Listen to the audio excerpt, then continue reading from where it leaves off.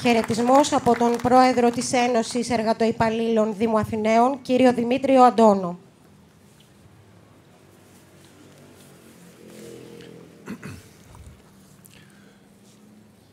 Είναι παράξενο, θλιβερό, τραγικό, όταν χάνεις κάποιον που αγαπάς πολύ. Ασκούνται δυνάμεις αντίθετες φοράς που συμπιέζουν μέσα σου. Αυτά τα συναισθήματα δεν φεύγουν και δεν χάνονται ποτέ. Και δεν σε αφήνουν ποτέ να τα αγνοήσεις. Απλά βαφτίζεσαι στα δάκρυα καθημερινά και γι' αυτό σήμερα είμαστε εδώ ως εργαζόμενοι γονείς. Είμαστε εδώ για να πούμε πνευματικά στους ανθρώπους που έφυγαν ότι δεν θα τους ξεχάσουμε ποτέ. Σας ευχαριστούμε πολύ, κύριε Δήμαρχε, και όσους βοήθησαν σε αυτό το έργο. Σας ευχαριστούμε πολύ.